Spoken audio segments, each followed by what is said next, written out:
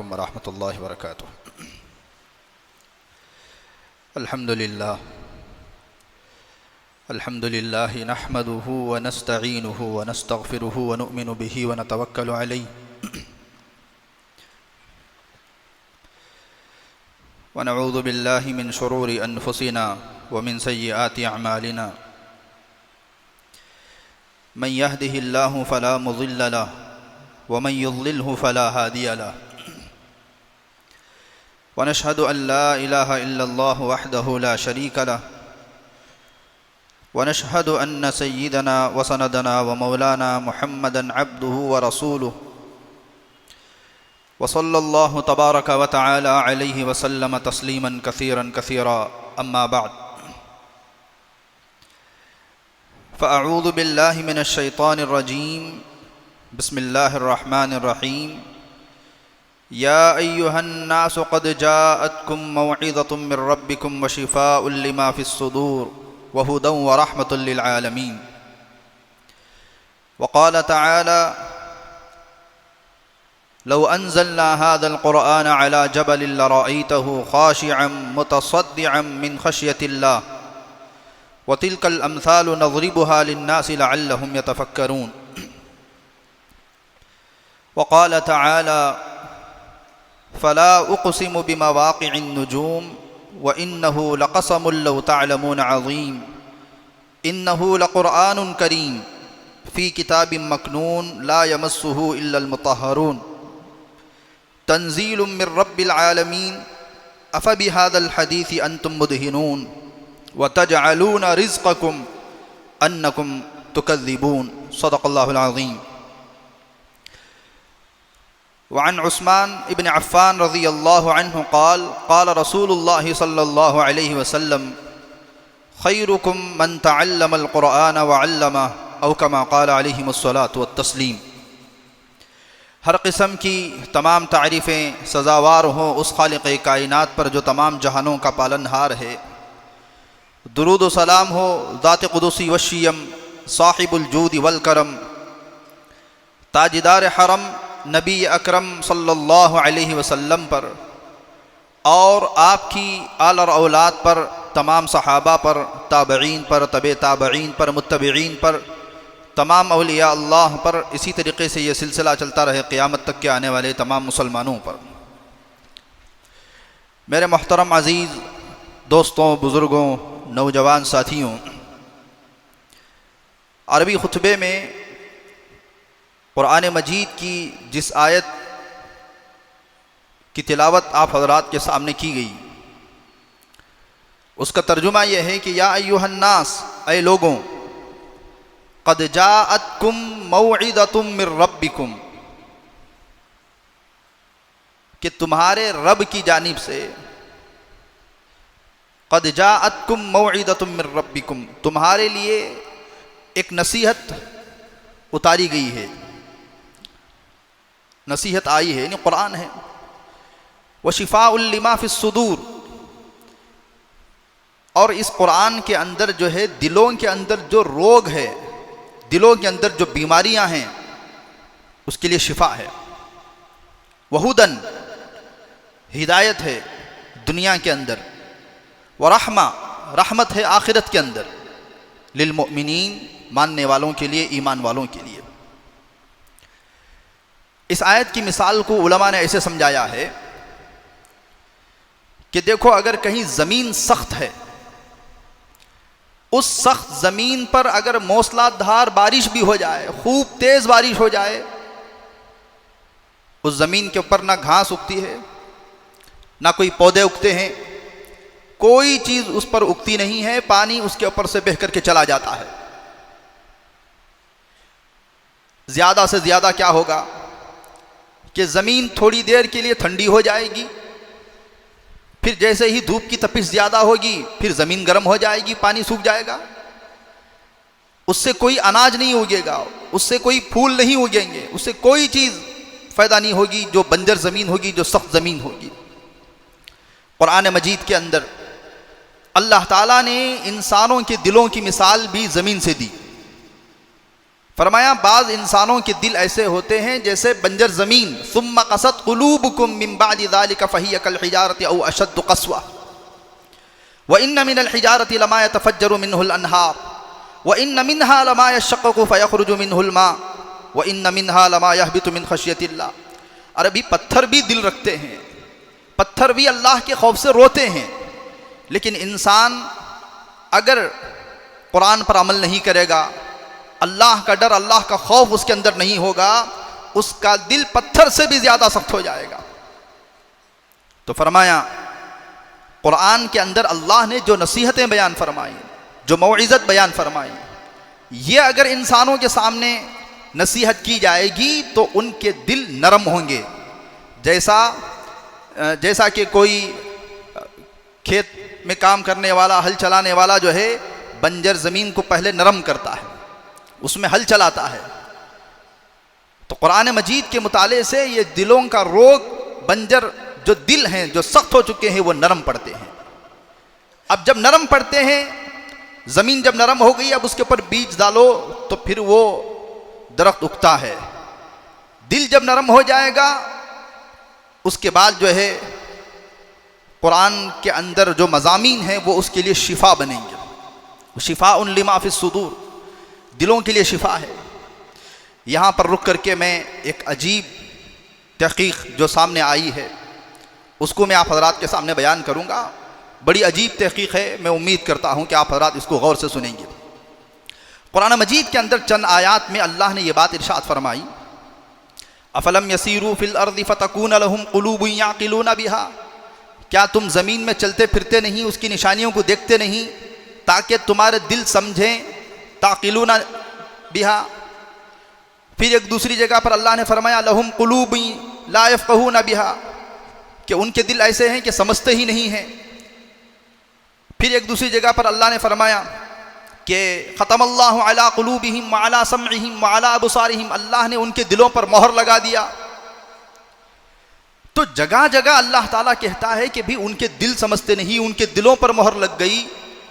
افلم یسیروا فی الارض فتکون لهم قلوب یعقلون بها، حالانکہ آج تک سائنس اس بات کا انکار کرتی رہی کہ دل کے اندر سمجھنے کی صلاحیت نہیں ہے۔ دل تو ایک پمپنگ سسٹم ہے، وہ خون کو پمپ کرتا ہے، آگے بھیج دیتا ہے۔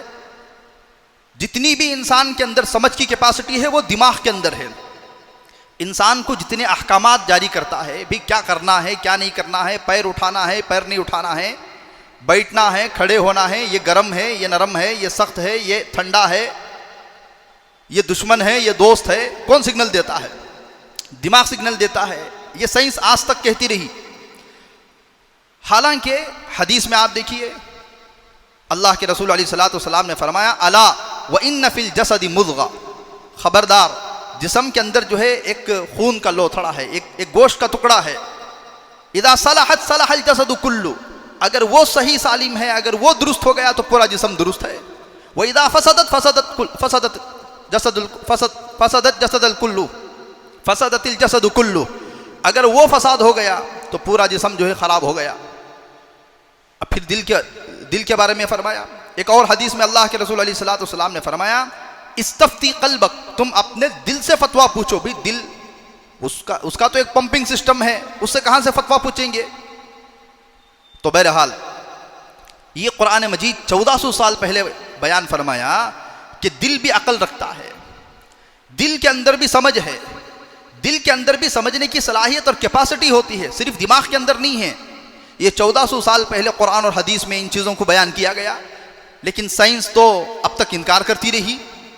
لیکن اب 2-3 سال پہلے سائنس نے ایک نئی تحقیقات شروع کی، اس میں یونیورسٹی آف کولمبیا، وہاں سے ایک رسالہ نکلتا ہے، ایک میگزین نکلتی ہے، اس کا نام ہے نیچر کمیونیکیشن۔ اس کے اندر انہوں نے ایک نئی تحقیق بیان فرمایا کہ یہ جو دل ہے انسان کا، اس کے اندر ایک چھوٹا حصہ برین کا بھی ہوتا ہے، اسے ہارٹ آف برین کہتے ہیں، برین آف ہارٹ کہتے ہیں۔ وہ دل کے اندر 40,000 نرو اس کے اندر ہیں، رگ اس کے اندر ہیں۔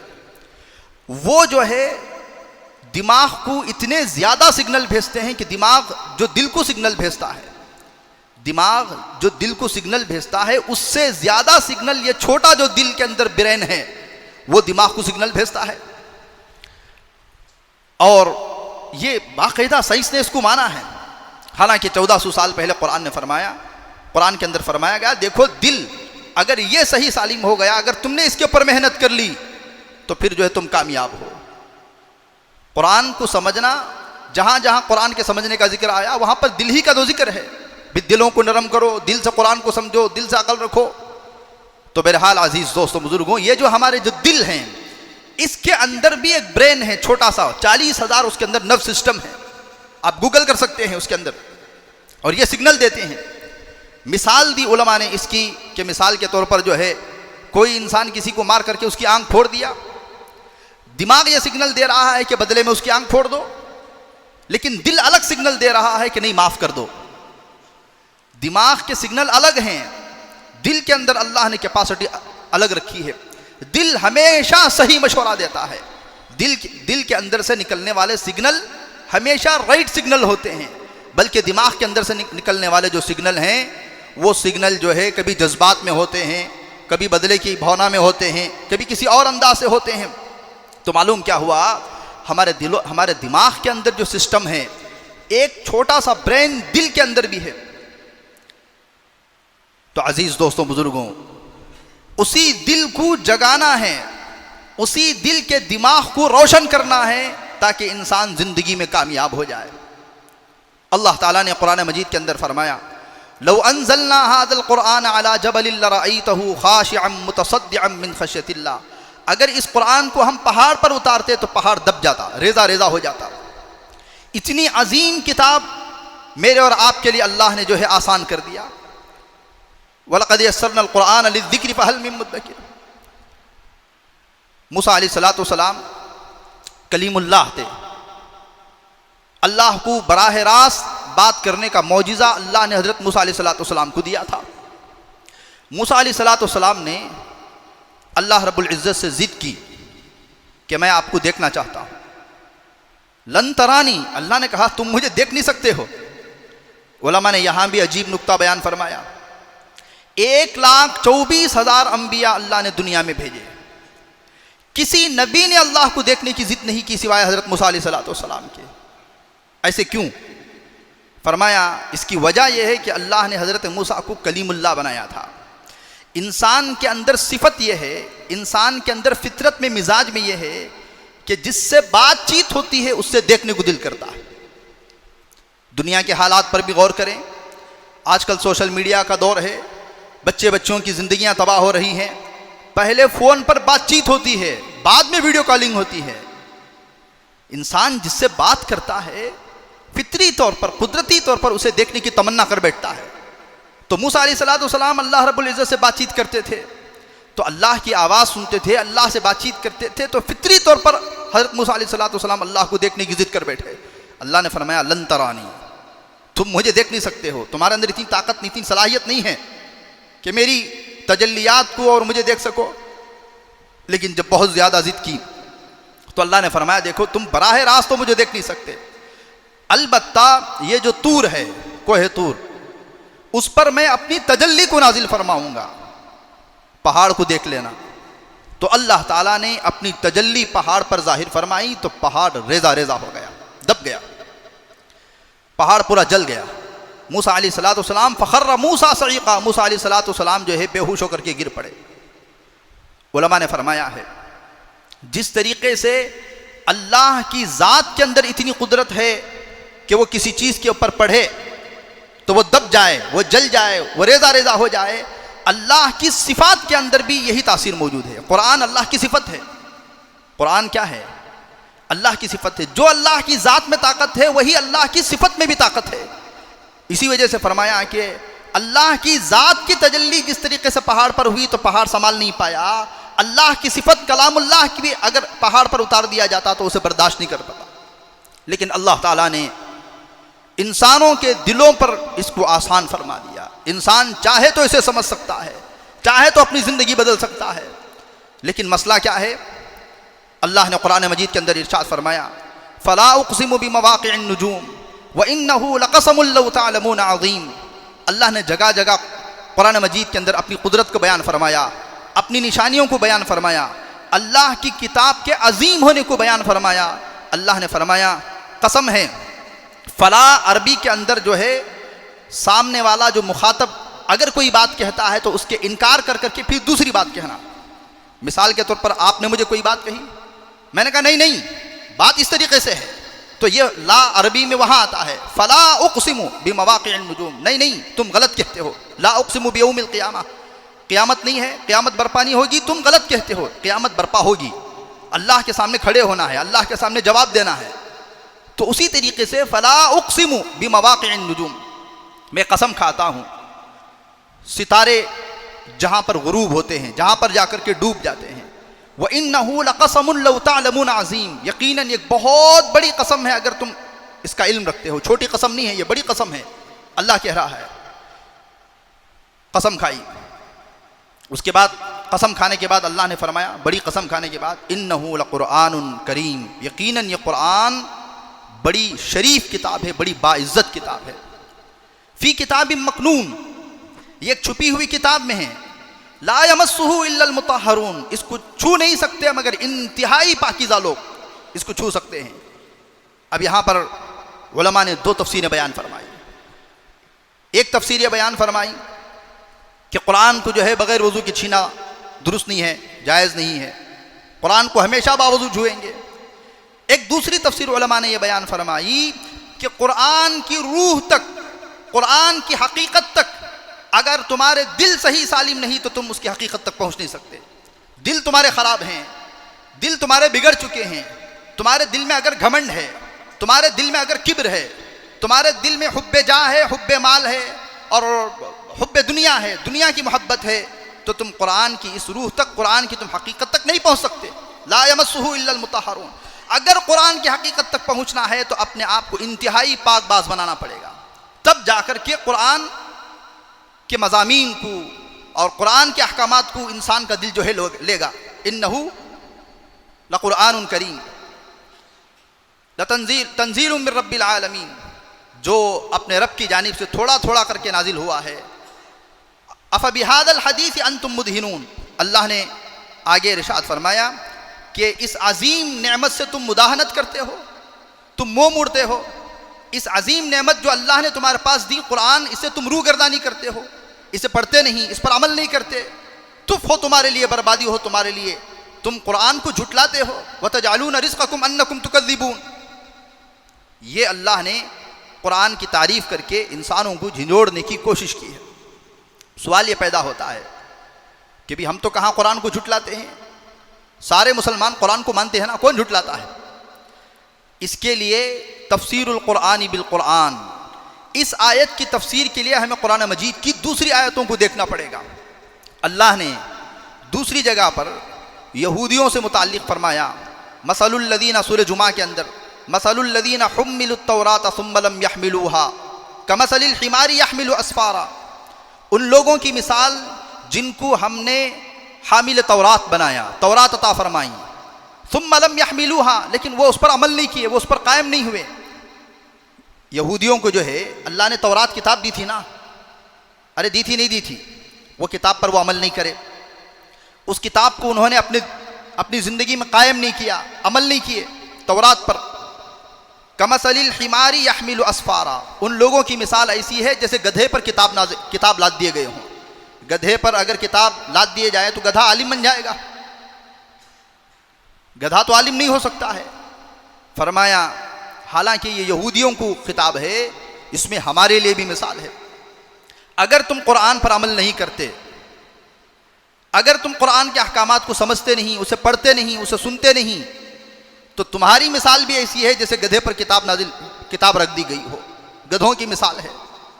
پھر ایک دوسری جگہ پر اللہ نے قرآن مجید کے اندر ارشاد فرمایا، قُلْ يَا أَهْلَ الْكِتَابِ لَسْتُمْ عَلَى شَيْءٍ حَتَّى تُقِيمُوا التَّوْرَاةَ وَالْإِنْجِيلَ، اے اہل کتاب، وہاں پر خطاب اہل کتاب سے ہے، لیکن علماء نے فرمایا اس میں مسلمانوں کو بھی جھنجھوڑا جا رہا ہے۔ اے اہل کتاب لستم علی شیء، تمہاری کوئی حقیقت نہیں ہے، تمہارا منہ نہیں ہے کہ تم ہمارے سامنے آؤ، یہاں تک کہ تم جو کتاب اللہ نے تمہیں دی ہے اس پر عمل نہ کرو۔ تو ہمارے پاس بھی اللہ نے کتاب دی لیکن کوئی عمل کرنے والا نہیں ہے. اسے کہتے ہیں تکذیب بالعمل.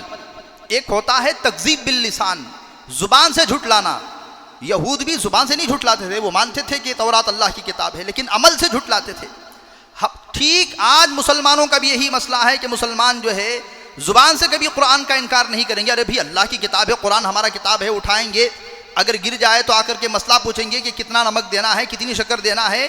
قرآن کی عظمت بھی کریں گے لیکن تکذیب بالعمل ضرور کریں گے، لیکن عمل سے قرآن کو جھٹلائیں گے. عمل سے قرآن کو جھٹلانے کا کیا مطلب؟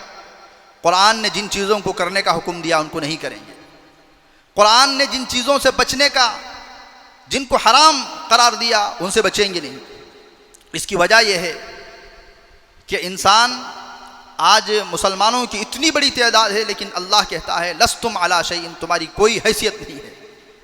علامہ اقبال نے اسی کو کہا کہ تم خار وہ معزز تھے زمانے میں مسلمان ہو کر، اور تم خار ہوئے تاریک قرآن ہو کر. قرآن پر ہم نے عمل کرنا چھوڑ دیا تو ہم دنیا میں ذلیل ہو گئے. حلال کو حلال نہیں جانا، حرام کو حرام نہیں جانا. 50 لاکھ حاجی حج میں جاتے ہیں، عرفات کے میدان میں رو رو کر دعا کرتے ہیں، امام حرم دعا کرتے ہیں، آمین 50 لاکھ حاجی کہتے ہیں. لیکن کیا دنیا کا نقشہ بدل گیا؟ فلسطین کے لیے بد دعائیں ہو رہی ہیں، کیا وہ دعائیں ان کے حق میں قبول ہو گئی؟ کہا نہیں. کیوں؟ اس وجہ سے کہ لستم علی شیء، تمہاری کوئی حیثیت نہیں ہے، تمہارا کوئی منہ نہیں ہے. اللہ نے قرآن مجید کے اندر اس کو بیان فرمایا. تو عزیز دوستوں بزرگوں، قرآن کو پڑھنا، قرآن کو سمجھنا، آج ہمارے اندر سے یہ مزاج ہی ختم ہو گیا ہے. قرآن بڑی زبردست کتاب ہے، ہم کیوں نہیں پڑھتے، ہم اس کو کیوں نہیں سمجھتے؟ گزشتہ جمعہ بھی اسی عنوان پر بیان تھا، آج بھی اسی عنوان پر بیان کو اس وجہ سے لایا گیا کہ مسلمان جو ہے آج کل قرآن کی تلاوت، اسے سمجھنا، اسے پڑھنا، اس میں غور و فکر کرنا، اس کو چھوڑ ہی دیا ہے. گویا کہ یہ علماء کا کام ہے، علماء کھڑے ہو کر کے تفسیر کریں گے، پڑھ لیں گے. نہیں، ہر ایک کو قرآن کو جو ہے سینے سے لگانا ضروری ہے. جو بھی انسان قرآن کو پڑھے گا، سمجھے گا، اس کی تلاوت کرے گا، اس میں غور و فکر کرے گا، اس کی عزت کرے گا، اللہ تعالیٰ اس کو زمین سے اٹھا کر کے آسمان پر پہنچا دیتے ہیں. ہمارے نزدیک کہاں ہے عظمت؟ ایک کتاب ہے رحلت ابن جبیر، ابن جبیر کا سفر نامہ. پرانے بزرگوں کی کارگزاریاں، ان کے اسفار وغیرہ لکھے جاتے تھے، آپ بیتی لکھی جاتی تھی. تو رحلت ابن جبیر کہتے ہیں، جبیر کا سفر نامہ کتاب ہے. ابن جبیر اندلسی، انہوں نے اپنی کتاب میں لکھا ہے علامہ ابن قیم رحمۃ اللہ علیہ کے بارے میں. علامہ ابن قیم رحمۃ اللہ علیہ 5ویں صدی کے علماء میں سے ہیں. حضور پاک علیہ الصلوۃ والسلام کی دنیا سے پردہ فرما جانے کے بعد 5ویں صدی میں آپ پیدا ہوئے ہیں. یوں مان لیجئے کہ 1400 سال میں جو علماء، کروڑوں اربوں علماء پیدا ہوئے، ان میں یہ نمایاں عالم شمار ہوتے ہیں. بڑا مقام اللہ نے دیا تھا. تو علامہ ابن قیم رحمۃ اللہ علیہ، قرآن سے اتنی محبت تھی. کوئی دینی مجلس ہو، کوئی اصلاحی مجلس ہو، کوئی تعلیمی مجلس ہو، آج بھی آپ دیکھتے ہیں کوئی جلسہ ہو رہا ہے، کوئی دینی جلسہ ہو رہا ہے، کوئی تعلیمی جلسہ ہو رہا ہے، کوئی اصلاحی جلسہ ہو رہا ہے، تو اناؤنسر جو ہے کھڑے ہو کر کے یہ اعلان کرتا ہے کہ بھئی جیسا کہ ہمارے اکابر کا طرز رہا، ہمارے اسلاف کا طرز رہا کہ ہم دینی جلسوں کا آغاز اللہ کی کتاب سے کرتے ہیں، تو ایک کسی قاری صاحب کو بلایا جاتا ہے، قرآن مجید کی چند آیات کو تلاوت کی جاتی ہے. آپ نے دیکھا ہے. تو علامہ ابن قیم رحمۃ اللہ علیہ دینی مجلس کو شروع کرنے سے پہلے 20 خوش الہان قراء کو بلا کر کے 20 قراتیں ختم کرتے تھے. قاری قرآن پڑھتا تو اس میں گم ہو جاتے تھے. ایک جلسہ شروع کرنے سے پہلے کتنی قراتیں پڑھی جاتی تھی؟ 20 قراتیں. علامہ ابن جبیر نے اس کو نقل کیا ہے. بڑی قرآن سے محبت، لگاؤ، تبھی تو وہ لوگ جو ہے زمانے میں سرخرو ہوئے، کامیاب ہوئے. ایک واقعہ علامہ دوست محمد قریشی کا، پڑوس کے عالم دین ہے، آپ گوگل کر سکتے ہیں. گوگل میں اس وجہ سے گوگل آج کل نیا، جس دور میں نوجوان گزر رہے ہیں، ذرا اس کے بارے میں تو بولنا نا، نہیں تو ہضم نہیں ہوتا. علامہ دوست محمد قریشی آپ گوگل کریں گے، پڑوس کے بہت بڑے عالم ہیں. یہ میں واقعہ اس وجہ سے بیان فرما رہا ہوں، جس نے بھی قرآن کو پڑھا سمجھا، حتیٰ کہ قرآن کی عزت کی یا قرآن پڑھنے والے کی عزت کی، اللہ تعالیٰ اس کو کیا مقام دیتا ہے۔ علامہ دوست محمد قریشی پڑوس ملک سے ہندوستان آئے قرآن شریف کی تعلیم حاصل کرنے کے لیے۔ ایک دور تھا تقریباً آج سے 15-20 سال تک پہلے بھی یا 15 سال تک پہلے بھی، بڑے بڑے جو مدارس ہوتے تھے اس میں داخلے کی 2 کیٹیگری ہوتی تھی۔ ایک داخلہ جو ہے امدادی داخلہ ہوتا تھا اور ایک داخلہ غیر امدادی ہوتا تھا۔ امدادی داخلے کا مطلب تمہارا مدرسے میں داخلہ ہوگا، تمہیں کمرہ دیا جائے گا، تمہیں سونے کی جگہ دی جائے گی، تمہیں کھانا دیا جائے گا، تمہیں چھت دی جائے گی، مدرسہ پوری تمہاری کفالت کرے گا۔ ظاہر بات ہے مدرسے کے پاس جتنی اماؤنٹ ہوتی تھی، جتنا خرچہ ہوتا تھا، جتنی انکم ہوتی تھی، اس حساب سے بچوں کو امدادی داخلہ ہوتا تھا۔ جب مدرسے کا کوٹھا مکمل ہو جاتا تھا اس کے بعد غیر امدادی داخلے شروع ہوتے۔ غیر امدادی کہتے ہیں تمہیں درسگاہ میں بیٹھنے کی اجازت دی جائے گی، تم سبق سن سکتے ہو، تمہیں سند بھی دی جائے گی، لیکن تمہیں مدرسہ کھانا نہیں دے سکتا، تمہیں مدرسہ چھت نہیں دے سکتا، مدرسے کے اندر کیپاسٹی نہیں ہے۔ یہ غیر امدادی داخلے ہوتے ہیں۔ علامہ دوست محمد قریشی جب ہندوستان آئے، دارالعلوم دیوبند میں بھی آپ نے پڑھا ہے، ڈھابیل میں بھی گجرات میں بھی آپ نے تعلیم حاصل کی ہے، تو مدرسے میں آنے میں تھوڑی تاخیر ہو گئی تو مدرسے والوں نے کہا کہ بھئی امدادی داخلہ تو اب ختم ہوا، غیر امدادی داخلہ باقی ہے، تم غیر امدادی داخلہ لے لو اور قرآن کی تعلیم حاصل کرو۔ حضرت تھے انتہائی غریب، بڑی مشکل سے سفر کر کے آئے تھے۔ حضرت مان گئے، اب کیا کرتے، واپس کہاں جاتے اتنی دور سے؟ مدرسے کے قریب دوسری مسجد تھی، مسجد گئے، وہاں کے مؤذن صاحب سے درخواست کی کہ مؤذن صاحب میں بہت دور سے قرآن کے علم کو حاصل کرنے کے لیے آیا ہوں، قرآن سمجھنا چاہتا ہوں، اسے پڑھنا چاہتا ہوں، اس کی تفسیر پڑھنا چاہتا ہوں، لیکن مدرسے میں امدادی داخلے بند ہو گئے ہیں، غیر امدادی داخلے باقی ہیں۔ میری درخواست آپ سے یہ ہے، آپ مجھے مسجد میں سونے کی اجازت دے دیں، میں آپ کے کام میں ہاتھ بٹا لیا کروں گا، صفائی پوری میں کر دوں گا، مؤذن آپ رہیں گے، پوری خدمت کون کروں گا؟ میں کروں گا، میں رات میں صفائی کروں گا، استنجے خانے بھی صاف کر دوں گا، مسجد کے اندر جھاڑو بھی لگا دوں گا، سب کچھ میں کروں گا، مجھے سونے کی اجازت دے دیں۔ اب مؤذن صاحب کو اس سے بڑا آفر اور کیا ہو سکتا ہے؟ انہوں نے کہا اچھی بات ہے، رہ جانا، کام جب پورا تم کرو گے تو سونے کی اجازت تو دے دی جائے گی۔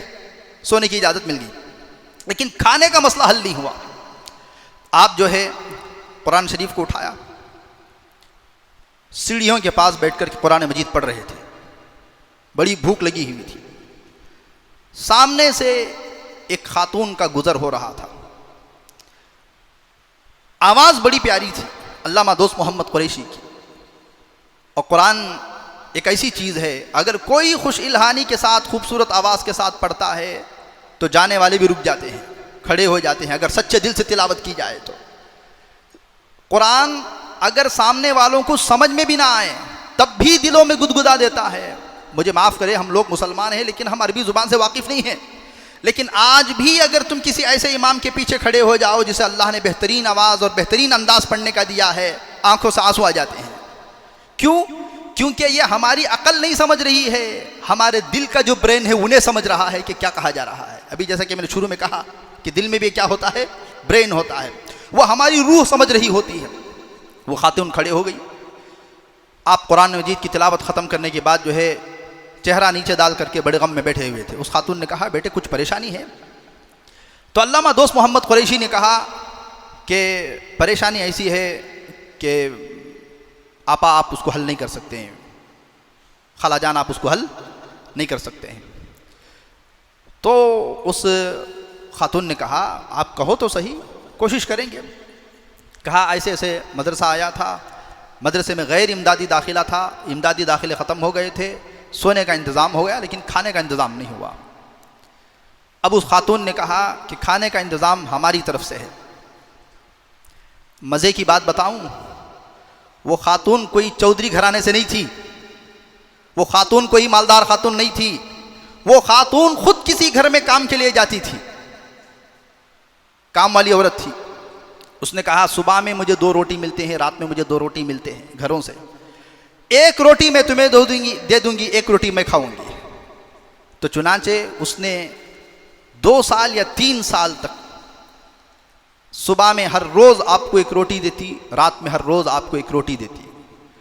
2 روٹی کے ساتھ انہوں نے مدرسے کی زندگی کو مکمل کیا۔ فارغ ہو کر کے پڑوس کو گئے۔ اللہ نے مقدر میں چمکنا لکھا تھا، پوری دنیا میں علامہ دوست محمد قریشی کا نام ہو گیا۔ آپ کے حلقے، آپ کی تفسیر، آپ کی فقہ، آپ کا قرآن، آپ کا مقام گوگل میں ہے، آپ تو کتنا بڑا مقام مل گیا۔ تو حضرت کو جب بڑا مقام مل گیا تو حضرت کو اچانک ایک دن وہ عورت یاد آئی، کہ وہ خاتون یاد آئی جس نے سالوں تک اپنے پیٹ کو مار کر کے، پہلے ہی 2 روٹیاں مل رہی ہیں، کام والی عورت ہے، اس نے 1 روٹی کو جو قربان کیا تھا طالب علم کے لیے، قرآن کے علم کو حاصل کرنے والے کے لیے۔ تو حضرت نے اس کے بارے میں معلوم کروایا۔ حضرت نے الیکشن بھی لڑا ہے غالباً میرے خیال سے، اور اس میں غالباً ایم پی بھی رہے ہیں۔ تو ہندوستان کے اندر معلوم کروایا تو پتہ چلا کہ وہ خاتون کا انتقال ہو گیا ہے، گزر گئی ہے۔ اتفاق سے علامہ دوست محمد قریشی کا 1-2 دن کے اندر مدینے کا سفر تھا، عمرے کا سفر تھا یا حج کے سفر پر تھے۔ آپ مدینے گئے۔ علامہ دوست محمد قریشی لکھتے ہیں، ظہر کی نماز کے بعد دھوپ بہت سخت تھی تو میں مسجد نبوی کے اندر تھوڑی دیر آرام کرنے کے لیے قیلولہ کے لیے لیٹ گیا۔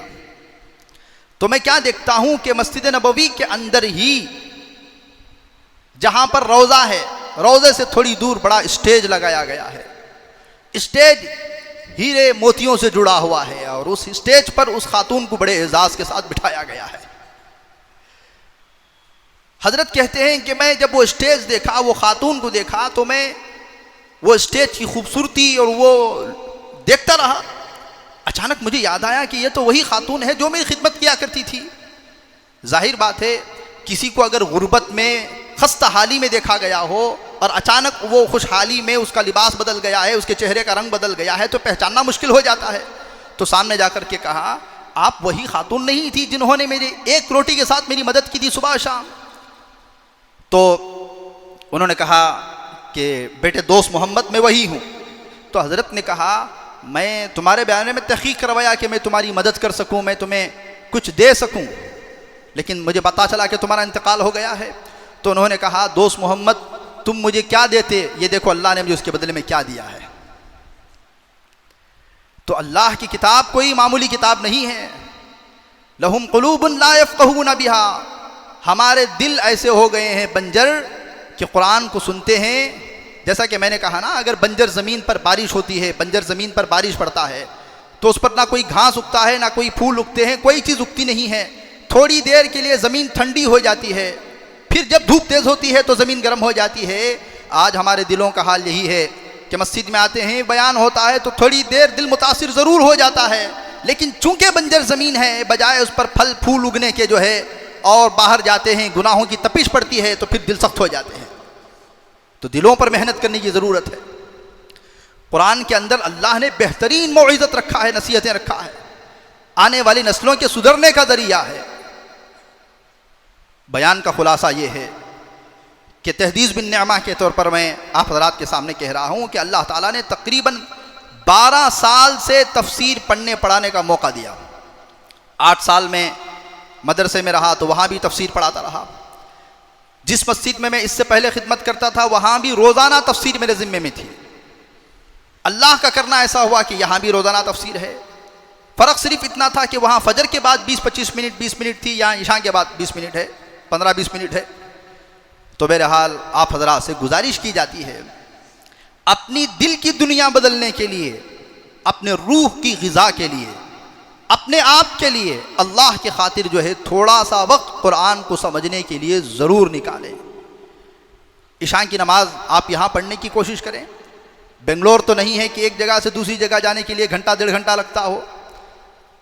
میسور کے اس کونے سے اس کونے تک 12-13 منٹ میں آدمی آ جا سکتا ہے، یہاں کوئی ٹریفک کا مسئلہ نہیں ہے۔ آدمی اگر چاہ لے، آدمی اگر جو ہے طے کر لے تو پھر اس کے لیے جو ہے ہر چیز آسان ہو جاتی ہے۔ حضرت علی رضی اللہ عنہ حدیث ہے، ترمذی میں بھی ہے اور سنن دارمی میں بھی حدیث ہے۔ اللہ کے رسول علیہ الصلوۃ والسلام نے جو قرآن کی تعریف فرمائی، حضرت علی رضی اللہ عنہ نے اس کو بیان فرمایا ہے۔ حضرت علی رضی اللہ عنہ کہتے ہیں کہ ایک مرتبہ ہم بیٹھے ہوئے تھے، اللہ کے رسول علیہ الصلوۃ والسلام نے فرمایا، الا خبردار، صحابہ ایک دم چوکنا ہو گئے. انہا ستکون فتنہ، ان قریب بہت زیادہ فتنے ابھریں گے. اگر میں اور آپ ہوتے وہاں پر، ہم نہ تو خالی معلومات ہونا نا، نالج، کیا باریک پوائنٹ بولے، کیا بولے کدھر، عمل نہیں، خالی نئی نئی معلومات ہونا، آج تک سنے نہیں، آج تک ایسا اگر بیان کر دیا گیا کہ آج تک یہ واقعہ نہیں سنے، آج تک یہ بات نہیں سنی، تو وہ کامیاب بیان. اگر کوئی بات نصیحت کے لیے کی جائے، وہ بیان پرانا کیسٹ، محرم آتی کیسٹ پلٹا کو ڈال دیے. یہ ہمارا مزاج ہے. لیکن صحابہ نے فتنے کیسے آئیں گے، کتنے قسم کے ہوں گے، اوپر سے آئیں گے، نیچے سے آئیں گے، یہ تحقیقات نہیں پڑی. صحابہ نے پوچھا کہ یا رسول اللہ، ان فتنوں سے نکلنے کا راستہ کیا ہوگا، بچیں گے کیسا، ایگزٹ کیا ہے؟ تو حضور پاک علیہ الصلوۃ والسلام نے فرمایا کتاب اللہ فیہ نبأ ما قبلکم وخبر ما بعدکم وحکم ما بینکم وہو الفصل لیس بالہزل من ترکہ من جبار قسمہ اللہ ومن ابتغى الہدى فی غیرہ اضلہ اللہ وہو حبل اللہ المتین هو الذکر الحکیم وهو الصراط المستقیم هو الذی لا تزیغ به الاہواء ولا تلتبس به الالسنہ ولا يشبع منه العلماء ولا يخلق عن كثرة الرد ولا تنقضي عجائبه هو الذي لم تنته الجن إذ سمعته قالوا إنا سمعنا قرآنا عجبا يهدي إلى الرشد فآمنا به ولن نشرك بربنا أحدا من قال به صدق من عمل به أجر من حكم به عدل ومن دعا إليه هدي إلى صراط مستقيم. یہ تعریف قرآن مجید کی اللہ کے رسول علیہ الصلوۃ والسلام نے بیان فرمائی کہ اس میں پچھلی خبریں بھی ہیں، اس میں بعد میں آنے والی خبریں بھی ہیں، لیکن ذرا کھود کے نکالنا پڑتا ہے. اس میں تمہارے درمیان میں جو اختلافات ہو جاتے ہیں، ان اختلافات کا حل بھی اللہ نے رکھا ہے. یہ حبل اللہ ہے، اللہ کی رسی ہے، اسے تھامو گے تو سیدھے اللہ کے پاس جاؤ گے، اللہ سے ملاقات ہوگی، اللہ کے قریب پہنچ جاؤ گے. یہ ذکر حکیم ہے، اس میں حکمت کی باتیں ہیں، یہی سیدھا راستہ ہے. یہ وہ کتاب ہے پڑھتے پڑھتے آج تک زبانیں تھکی نہیں ہیں. کسی لیلا کا خط ایک بار پڑھیں، دو بار پڑھیں، تین بار پڑھیں، انسان اکتا جاتا ہے. قرآن مجید کی تلاوت ایسی ہے، آپ پڑھتے چلے جائیں، زبان تھکتی نہیں ہے. ولا تلتبس به الالسنہ ولا يشبع منه العلماء، علماء کے پیٹ اس سے کبھی بھرے نہیں ہیں. اس میں نکتے نکلتے جائیں گے، علم کا سمندر ہے، نکلتا جائے گا. اللہ کی صفت ہے، اللہ کا کلام ہے، انسان تو مخلوق ہے، مخلوق خالق کی کتاب کو کیسے گھیر سکتی ہے؟ آج تک علماء کے پیٹ اس سے بھرے نہیں ہیں. ولا يخلق عن كثرة الرد ولا تنقضي عجائبه، اس کے اندر سے عجائبات، پوائنٹ کی باتیں، حکمت کی باتیں نکلنا کبھی کم نہیں ہوں گی. قیامت تک بھی علماء پیدا ہوں گے تو نئی نئی باتیں اس کے اندر سے نکالتے ہی رہیں گے، نئی نئی حکمتیں، نئی نئی تحقیقات ان کے سامنے کھلتی رہیں گی. پھر فرمایا تعریف کرتے کرتے آگے من قال به صدق، جس نے قرآن کو رکھ کر کے کوئی بات کی اس نے سچی بات کی. من عمل به اجر، جو قرآن پر عمل کرے گا اللہ تعالیٰ اسے اجر دے گا. من حکم به عدل، قرآن کو رکھ کر کے اگر کوئی فیصلہ کرا اس نے عدل والا فیصلہ کیا، اس نے صحیح فیصلہ کیا. ومن دعا الیہ، جو قرآن کی طرف دعوت دیا، لوگوں کو بلایا قرآن سننے کی طرف، قرآن پڑھنے کی طرف، سامنے والوں کو ہدایت ملے نہ ملے، بلانے والوں کو اللہ تعالیٰ ہدایت دے گا. ومن دعا الیہ ہدی الی صراط مستقیم. عام طور پر جو ہے میرے استاد مکرم حضرت مولانا اکبر شریف صاحب ندوی دامت برکاتہم یہ حدیث پڑھتے ہیں. حضرت کی زبان مبارک سے سن کر شوق میں نے یہ حدیث یاد کی تھی، بڑی لمبی حدیث ہے. حضرت کہتے ہیں کہ دعوت و تبلیغ کا بھی مشن یہی ہے کہ سامنے والوں کو اللہ کی طرف، دین کی طرف بلاتے ہیں، سامنے والے کو ہدایت ملے یا نہ ملے. ومن دعا الیہ ہدی، جو قرآن کی طرف بلائے گا، اللہ کے احکامات کی طرف بلائے گا، اللہ تعالیٰ اسے ضرور ہدایت دے گا. تو بہرحال ہمارے یہاں روزانہ عشاء کی نماز کے بعد جو ہے 15 سے 20 منٹ تفسیر ہوتی ہے. اس میں اس سے پہلے بھی اللہ تعالیٰ نے تقریباً 12 سال سے 13 سال سے اللہ نے تفسیر کا موقع دیا، لیکن اب اس سال جو ہے اس گنہگار نے یہ ارادہ کیا کہ 4 تفسیریں جو سینکڑوں تفسیروں کا خلاصہ ہیں، روح المعانی علامہ آلوسی کی، زمخشری کی تفسیر کشاف، امام رازی کی تفسیر کبیر، تفسیر ابن کثیر علامہ ابن کثیر کی، یہ 4 تفسیریں وہ ہیں جو ساری تفسیروں کا خلاصہ ہے، نچوڑ ہیں، لب لباب ہیں. اگر میں ان کا تعارف بیان کروں کہ یہ 4 تفسیریں کیسی لکھی گئیں. تفسیر کشاف تو علامہ زمخشری کی ہے. علامہ زمخشری جو ہے بیچارے پیر سے لنگڑے تھے. علماء کا کہنا ہے کہ لولا الاعرجان لما فہم القرآن، اگر 2 لنگڑے دنیا میں نہ آتے تو قرآن کو صحیح طریقے سے امت نہیں سمجھ سکتی تھی. یعنی اس کی تعبیرات، اس کی تفہیمیں، اس میں ایک زمخشری ہیں، بڑی حکمتیں ہیں. تو 4 کتابوں کا خلاصہ اللہ نے توفیق دی، اللہ نے مدد کی، اللہ کی توفیق سے، اللہ کی مدد سے روح المعانی علامہ آلوسی کی، تفسیر کشاف، تفسیر کبیر، تفسیر ابن کثیر، یہ 4 تفسیروں کو سامنے رکھ کر کے قرآن مجید کی ایک ترتیب سے ابھی ہم چل رہے ہیں یا بنی اسرائیل اذکروا، سورہ بقرہ کا پارہ صرف ہوا ہے لیکن پورا قرآن باقی ہے۔ آپ حضرات شریک ہوں گے تو تفسیر سے ان 4 کتابوں کا خلاصہ روزانہ آپ سنیں گے۔ اللہ تعالی ہم تمام کو عمل کرنے کی توفیق عطا فرمائے۔ وآخر دعوانا ان الحمد للہ رب العالمین۔ 1-2 اعلانات ہیں۔